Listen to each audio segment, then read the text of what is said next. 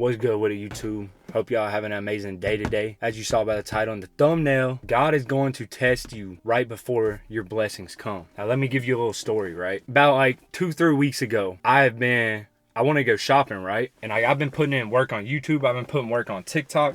I've just been grinding, right? Head down, just grinding for these past couple of weeks. I started kind of letting it get to my head a little bit. You know what I'm saying? That I was making progress and that I was on the right path and nothing was going to stop me from getting to these goals, right? Because I want to hit a K on YouTube by the end of this month, and I wanted to get monetized on TikTok. So I was grinding, you know what I'm saying? I was going hard every single day, posting. And I was 100% thought nothing was going to stop me. Until one day I was like, me and my girl was going to shop.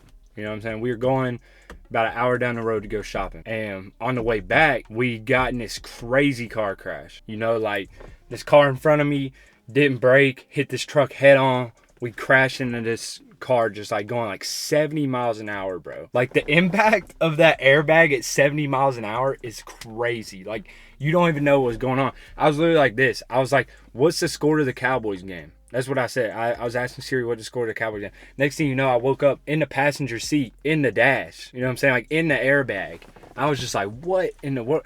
Got out on the interstate, and this car was like zooming, dog. Like going like 80, because it's like a 70 speed limit. So they're just flying by. And then I was like telling my girl, like, yo, get out of the car, get out of the car. So luckily no one hit us. Looking back, I probably shouldn't have got out of that car, like while the car was coming. I think that was God trying to humble me. You know what I'm saying? I think that was God showing me, like, yo, these dreams are important. These goals are important that you're chasing. But your life can end any single day, like, if you take it for granted. You know what I'm saying? Like, if you don't take care of your life and you don't focus on the moment, focus on the now, and you're always looking forward, your life can be taken from you at any moment.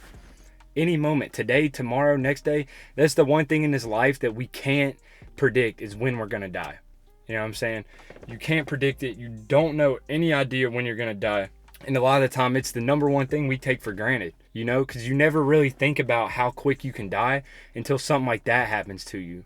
Until, like, you're on the brink of death and you could literally, like, see, like, oh, I literally could have died from that. Like, getting out of that car, if a car would have hit us from behind going 70, bro, I would have been crushed getting out of that car. You know what I'm saying? I would have literally been folded on the interstate, bro. Folded. But God didn't let that happen to me. Because one thing you got to realize on your way to your dreams and onto your goals is that you have to have clear intentions. You know, you can't have any bad energy surrounding you if you want to create an impact in this world. You can't have the intention of just making money, or you can't have the intention of like just getting stuff from people. You got to help people and give out good energy, you know, and God will reward you with success. God will reward you with success if you keep your head down and you grind. You grind towards good riddance. You grind towards good things to give people. Because we are what's left. You know what I'm saying? Our generation, like 18 to 25, we are building. The generation below us, they need us. Those kids are just sucked in the metaverse. But that's okay, because they have us, and we have to be the strong to lead them into having good morals. Because the more and more, especially when I go into like huge cities, bro, everybody's so rude. Everybody's so upset. You got to let these tests almost like motivate you to be happier, to be a better person, to be that one person that can keep it together when times are bad.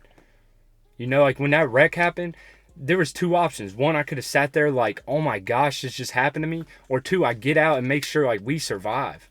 You know, like, you got to be that fighter in your family. You got to be that fighter in your friend group. You got to be that fighter in whatever you're trying to do. Because there's not a lot of people that are willing to do it. You know, like, people are choosing the path of mediocrity even more every single day. You know, like, I've worked out with multiple people where I thought 100% they were going to stick to it. And they 100% were going to, like, continue elevating. And then all it takes is one thing, maybe a slight injury, maybe taking a vacation for 1 week to throw that leak of motivation off, to throw that like desire to get better off because of comfort. Comfort is a drug, and if you keep taking it every single day, it's going to ruin your motivation. It's going to ruin your drive to accomplish whatever it is that you're trying to accomplish. Comfort is the ultimate sacrifice for dream chasing. You have to sacrifice your comfort. When you sacrifice your comfort, it adds up. It's like compounding interest. You know, everything that you sacrifice to get to your goals, staying home on a Friday night, making those 2 videos or making that project for school, you know what I'm saying? That adds up. Every single percent that you put into the final compound is gonna give you that yearly success rate. You know, like if you grind every single day and like focus on just improving one thing, by the end of that year, you won't recognize it, but you will be so much better. The main thing is you just can't stay in the same position. You know, especially when God wakes you up with things like that are traumatizing and that aren't good for your life, you got to take them and look at them like, what is this trying to teach me? To me, that was trying to teach me not to take this life for granted and to stop like thinking that you're always just going to get stuff, because you have to go and get it, and you got to pray to God that you can keep it. You know what I'm saying? You got to pray to God that you keep on this earth what you have created. But at the end of the day, use these things to motivate you. Every single thing that you see that's bad happening in your life is for a reason. And Jesus can't always just give you things that are easy to digest. You got to go through pain. You got to go through trauma to be able to come out a stronger person. Because you'll never learn any. It's like as kids, you know what I'm saying? If you do something bad and you don't get punished for it, you don't get without your phone for a week, or whether that's like physical exercise, like they make you go to the gym, whatever it is, bro, if you don't do anything that's painful, it's not going to ever teach you anything. So that's what God is trying to teach you. Don't get discouraged. Pick yourself up like a man and keep going. We out, man. I hope y'all enjoyed this video. Like, subscribe, and just have a good day, bro. We out, man.